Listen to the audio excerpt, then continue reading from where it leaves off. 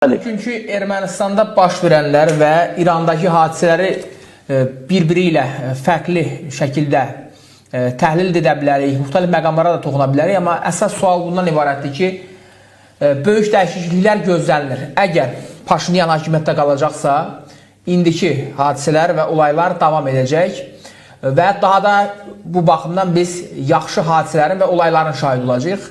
Əks halda Paşinyanı devirəcəklərsə, hansısa Rusiya varianta bir gücə əl ataraq bunu gerçəkləşdirməyi bacararsa, o zaman bölgədə yeni bir müharibə qaçılmaz ola bilər. Hər halda biz müharibə istəmirik, amma üzərimizə təhdidlərlə gələcəklərsə, yenidən bizə qarşı silahları tuşlamağa çalışacaqlarsa, artıq Köçəryanın və digərlərinin Rusiya tərəfindən zorakılıqla, hər hansı bir yolla, seçki variantı ilə bunu etmək demək olar ki, mümkünsüzdür. Çünki böyük əksəriyyət Paşinyanı dəstəkləyir və bu məsələdə Rusiyanın uğur qazanması belə deyək, o qədər də real hesab edilmir. İndiki mənzərədə bu hadisələri təhlil etsək, görmək mümkündür.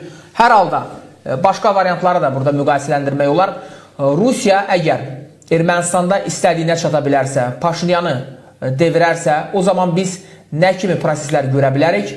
Əgər bu olmayacaqsa, Paşinyan qalacaqsa, bu vaxt hadisələrin gedişində daha çox növbəti mərhələdə, yəni qarşıdakı aylarda, seçkilərdən sonraki dövrdə Rusiya şübhəsiz ki, sülh müqaviləsini əngəlləməyə çalışa bilər, Zəngəzur dəhlizinin açılması məsələsində müəyyən əngəllər törədə bilər.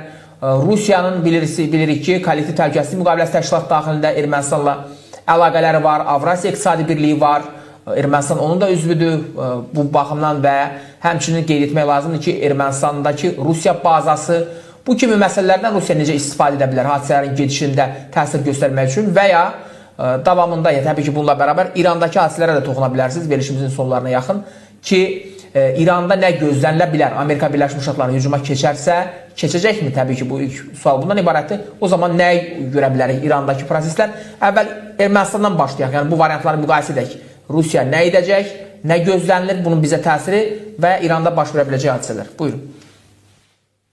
Heydər bəy, burada demək ki, niyə demək ki, biz zaman-zaman təkrar edirik ki, Ermənistan, Rusiya və Tehran rejimi, İran adlanan yer. Əlbəttə, bizim demək ki, güneyli olaraq, türk olaraq, həm demək ki, genəldə ümumiyyən türk millətinin mənafeyi, türk dövlətləri və Azərbaycanın güneyi.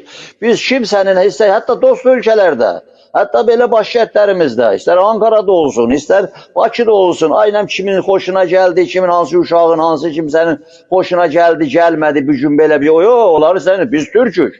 Azərbaycanın güneyindən və bir millət olaraq demək ki, özgürlük, azadlıq, bunlar bizim demək ki, halal, ana sütündən də halal və beynəlxalq hüququn da demək ki, lap üstündə olan bir haqdır. Bunun kimsə qarşısını ala bilməz. Kimsə də, ay mən səndən salam əlikim vardı, İran adlanan yerdə hansı mallacığaza ya fokurlu mallalara, kravatlı mallıya, əli qanlıya bir söz demək, bu bağlamaz. Bu millət davası və bu da demək ki, bir böyük millətinin, yəni bu günləri bu Rusiya və bu Tehran rejimi zaman-zaman bu ermənini özlərinə demək ki, qul eləyib atmışdılar ortaya. Sözlər, emperyalist dövlətlərin işi buydu da və bu günləri də Tehran rejimi ilə, Rusiya ilə elə görürsən, bir dık olacaq, qaçırlar tez, biz günlərində də Köçəryan da qaçır ora, Əraqçı da qaçır ora, ondan sonra aynə bilim, Həmasın liderləri də qaçır ora, demək ki, Putinin yanına. Hamı o da deyək, bala, gəlin görək, deyirsən, deyən görəcəksən, əgər qanuni, ondan sonra bir ölkənin prezidentisən, bu latlüklə nə işinə, öz səviyyəndə hərəkət edilir, sözüm yox. Ona görə də biz bunların hamısına diqqətlə baxmalıyıq. Yəni, bu günləri Ermənistanda qəbul etməliyik ki, bayaq söylədim, ermənilər dövlətlərinin və başda olan o teröristlərin ondan sonra bir demək ki, bu liyə düşmüşdilər ki, Azərbaycana qarşı, bunu Rus eləyibdir. Rusu da Hocalı'da gəlmişdi. O alayın arxasında kimidir? Rusun tankiydi, Rusun silahıydı. 90'larda erməninin quş tüvəngindən sonra başqa bir şey var idi mi? Yox idi. Kim verdi? Rus verdi. Ona görə Ruslar verdi. Ruslar onlar demək dirədi, saxladı, bu günə kimində çalışır. Amma o ağaçlar hamısı kürək olub. Azərbaycana əllərindən nə gəlirdi? Əllərindən nə gəlibdi indiyə kimi bu 100 ildən artıqdır. Cumhuriyyətimizin demək ki, ili gəlir, yaxınlaşır. demək bu cümhuriyyətə, bu dövlətə, bu ölkəyə, bu millətə qarşı əllərindən nə əldə gəldi etdilər. Düzdür, Batı dünyasıyla gözünü yumdu, başqa bir dövr başlatmışdılar, oyun çıxartmışdılar. Həm demək ki, din dünyası, ərəb, müsəlman dünyası, ay demək ki, kommunizmi gəlir, atmışdı ortaya Ruslar, bir dənə kommunizmi, bir dənə ateizmi. Bunlar da aşağıdan deyirlər, bayda davay o yandan gəlir kommunizm, bunun içində ölkələr, millət, Türk milləti var və o yandan Batı dünyasında bu fasterdaz xətti var, bir dənə cızıq çəkmişdilər. Ay demək ki, Azərbaycan da, bütün Azərbaycan, o tay bu tay da onun içində Rusa dəymir, eləmir. Nə əllərindən gəldi, elədilər bu 100 il içində, özəlliklə. İndi 40 il olur, az qalır. Ruslar əllərindən gəldi, dövlətimiz bərpa olanlarsa edib, hamısını ediblər. Azərbaycana qarşı hər şey elədilər. Yolları bağladılar, ondan sonra nə deyirsən, gəliş-gedişlərə çətinlik yaratdılar filan, aclığı qoydu, bağladılar. Bığdanın gələn yollarını, ondan sonra demək ki, yeyintinin gələn yollarını bir yandan da savaşı qalatdırdılar. Erməninin əli ilə özləri eləmişdilər. Özləri eləmişdilər və erməni o qədər xəşlədilər, çox bağışlı onu üzrəyəm, zındırın çıxartdılar bu erməni. Amma bir şey də var. Məsələ budur, Ermənistanda çoxlarının daim mahiyyəti açıldı. Haçana kimin nökərçilik, Haçana kimin qulluq. Biz savaşmışıq, onlardan özləri istəyiblər. Amma bu Ermənistanda da bir iddə vardı ki, ayılıblar da. Bu günləri Paşinyanı dəstəkləyənlər, məğlub olandan sonra dəstəkləyənlər, əlbəttə dövlət istəyirlər, azadlıq istəyirlər, yol istəyirlər, gedib gəlmək istəyirlər, Türkiyə, Azərbaycana, hər zaman. Amma buna görə də bu günləri yenidən bu erməni xəşləmək, özü də Rusun indiki durumunda, Rusun əlindən hər şey gedər. Tataristan gedəcək, Başkurdistan gedəcək, başqa millətlər hamısı baş qaldıracaqlar. Orada bizim başqa millət yanında üzr istəyəm, yəni Türk milləti də çoxunluğu. Və demək ki, hələ 38, 37, 38-dir, hələ 39 davam edirlər, Ukrayna qutarmayıb. Hələ Ukrayna qutarmayıb. Özü də bayaq söylədim, Putinin demək ki, ağlı o qədər bu Avropanı yenidən Avropa elədi. Avropalılar ki, simişləşmişdilər, pulları da bastırırdılar, ondan sonra düşmüşlər, Amerika nə desə filan. İndi bu günləri, bu dəqiqə ki, mən sizinlə danışıram, bu da bizim evimizin böyründə. Avropa Birliği bu günləri hamısı buradadılar. Helsingbor'da burada gedir iclasları. Əsas da sözlər nədir? Ay Avropanı qoruyaq, demokrasi təhlükədədir, Avropa təhlükədədir, Ukraynanı qoruyaq, Zelenskini qoruyaq filan və para verək və silah verək. Yəni Avropa olubdur. Və bu günlərdə demək, hətta Körfəzdə də, yəni Amerikada, Trump da deyir ki, Avropa sən gəlməsən iş getmirəm. Bunlar da yaxşı gələcəklər. Ona görə də bu günləri ay Azərbaycana qarşı, mən demirəm ki, Avropa gələcək, bizi qutara, ya da Amerika gələcək, elə söhbət yoxdur.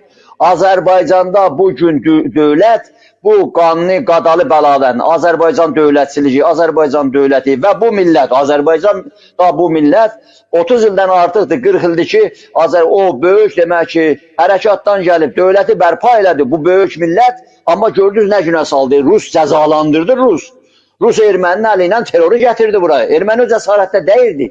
Gətirdi Azərbaycana aclığı, səfaləti, terroru, ay Rus olmasa qırılacaqsınız. Azərbaycanı qırılmadı.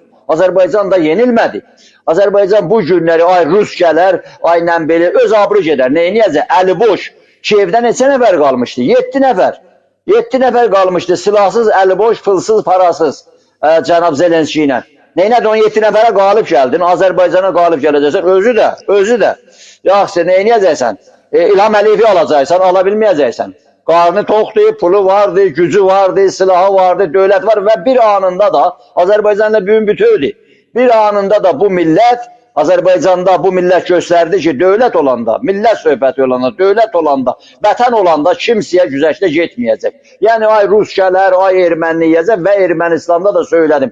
Ermənistanda biri də ağla gəlib, ay diasporada hansı yaramazın, erməni yaramazı, ay kilisaların demək ki, kilisalar istəyir, kilisasını qoruya buyururdu da, yapışmışdılar demək ki, mənkidəki kəşiş oradan çıxmayacaq, çıxartdı ki, Azərbaycanımız. Gəlin gedin sahib çıxın da kilisalarına. İndi demək ki, ay İrəvanda, demək ki, Paşinyana meydan oxuyurlar, ay demək ki, filanlar, hamısı bunlar oyundur və Paşinyan da düzdür, sərtləşibdir, Paşinyan çox zirədir. Bilir ki, harada yumuşalmaq, harada vurmaq lazım. İndi bilir ki, bu son günlərdə gərək bunların mahiyyətini açaq, hələ çox şeyləri açacaqlar. açır hər şeydə, açıq deyəcək, da onu bir şey bağlamır. Ona görə də bunların axırına çıxacaq və məcbur edəcək. İndi demək ki, demək ki, Rusların bir rejinin iclası gedir, ora çağırırlar ki, Paşinyana ya gəl ya səni çıxarda, ola deyil, çıxardın. Amma görə kimin kimə ehtiyacı var? Neyini yiyəcəksən? Sanksiya qoyacaqsan, demək ki, Ermənistanın istehsal etdiyi, yolladığı malı elə qoyubsan da Gürcüstandan belə. Yolları bağlayıbsınız, yüzlərcə erməninin malı orada dayanır. Bax, erməni, indi gördüyün bizim başımıza gətirdiyiniz oyunlar indi öz başına gətirir Ruslar. Və erməninin bu çağdaş 21-ci əsrdə biz dedim ki, bizlə savaşıblar, düşmanlıq ediblər. Əl çək bu düşmanlıqdan özüyə bax. Özüyə bir gəldə və bu günlərdə görsənir ki, Ermənistanda bu demokratik yolla, bu Paşinyan göstərir ki, bu yolla ki, gəlir hakimiyyətə, gələcək. Buna da söz yox. Ay, bunlar həm toplaşırlar, Karapetyanın pulunu qoyacaq ortaya filan filan. Elə sözlər yoxdur, elə bir imkanlar yox. Ondan sonra o demək ki, ya Gümrüdə, orada demək ki, o bazanı çıxartmalısan. O bazanı bizə qarşı, Türkiyəyə qarşı, Azərbaycanın güneyinə qarşı, Azərbaycan dövlətinə qarşı o bazanı zad edibsən.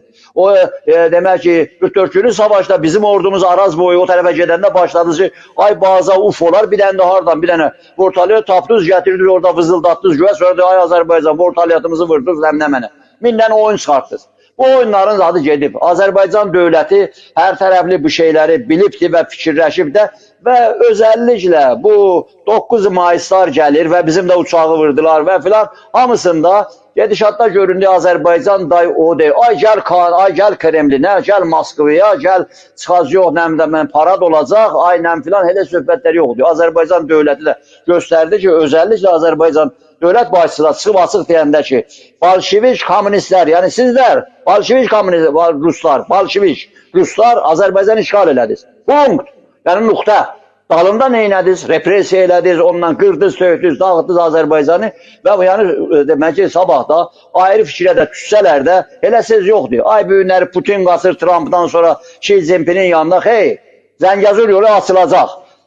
Bu kommunikasiya yolu da Azərbaycanın içinin də demək ki, orada gəldi, gəlmədi, gələr, gedər, bizim elə gəlir ölkəmizdən keçir də bunun qatarları, ondan vaqonları keçir. Amma Zəngəzur məsələsində ay Tehran rejimi, ay gedib hardan tapıb gətirəcəklər o Xameneyinin adamlarından, hələ də bəllidir, İmam Zeynəl Abidinə qoşulubdur oğlu da.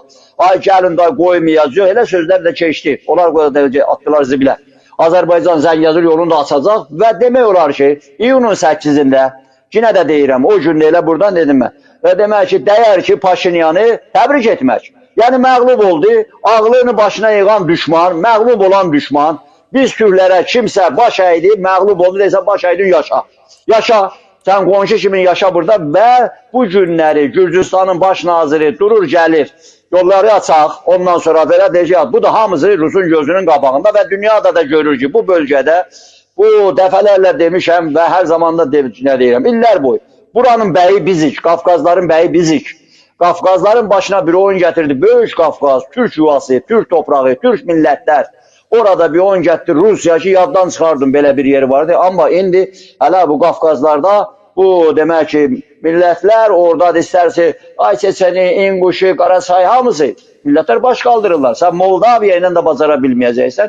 Ona görə də bu günləri bunların bir-biri ilə sünni bir oyunlardan çıxardarlar. Aynən Tehranda beləyləri keçərik, Pekəndən razılıq alarıq filan. Bunlar hamısı bitibdir. Burada qərarı verir Azərbaycanda özü demək bu dövlət və gəldikcə bu millət də görürsünüz ki, bu Ermənistanda da Paşinyan yaxşı iş görüb. Götürüb səs uzaldanı kənd gedir. Bir gün Peterburgu deyildi, ondan sonra ay o ürək göstərirdi, hamı da dəli olur deyir.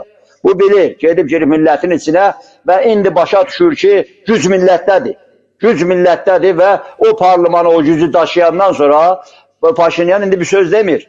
Deyir ki, bax gəlib girsəm o parlamana, ondan sonra biləcəksiniz nə olacaq ki, ondan da demək ki, bəlkə Ukraynadan da çox burada təmizləyəcəklər. Bəli. Aydındır, təşəkkür edirik Əjdər bəy, canlı bağlantıda bu vacib məqamları və baş verən proseslərə uyğun olaraq fikirlərinizi, təhlillərinizi görüşdünüz. İki cümlə söyleyeyim, demək ki, Səhra-i Kərbəladan nə bir demək? O da Səhra-i Kərbəla ki, bu İran adlanan yerdə millətlər orada qırılır. Doğrudan da deyirəm Heydər bəy. Millətlər demək ki, dənəbir indi o telefonlardan biz giririk orada, bəzi o pro kartları ilə bəzi kartları ki, cəmaat alır, millətlər, hətta o bəzi vaxtlar adamlar deyirlər, ay mənim İranım filanım, nifrət edirlər daxildə. Və Putin, Trump'ın bu işi uzatması ki, ay verən gələrəm filan, bunlar necə ki o Xumeyni Səddam savaşında savaşı bahanə edirdilər və insanları, millətləri qırırdılar, ay saxlayırdılar. İndi də ay Amerika gələcək, ay Netanyahu gələcək, savaşı bahanə edib bu millətləri gücünə salıblar ki, demək ki, elə açıq-açıq deyil bu adam, indi onun adını mən deyəndə sizin də ürəyinizə dəyər, birdən-birə amandır, filan ölkənin prezidentinə söz deməyiz, amandır, deyirsin, bu ya yumurtlasın, ya yutaşsın. O yüzden orada meleğin her günkü dağılır və onu da kimsə oynatmır. Yəni, gözləyirlər ki, bu Trump, bu Bibi, Netanyahu bir də addım çəkildi geriyə, bu məmləkət deyilən yerdə, bu İran adlanan yerdə bu millətlər başda Azərbaycan, Türkiyə olmaqla hər kəs öz dövlətini yaradacaq, öz azadlığını, bağımsızlığını qoyacaq və Məhəmməd Əmin bəy Rəsulzadənin ki, o azadlıq dadını dadızdıracaq və Mustafa Kemal demişkən ki, özgürlük bayrağını bu millət Azərbaycanın güneyində də qaldıracaq. Rusun da qorxusu odur və onun əlaltılarının da qorxusu budur.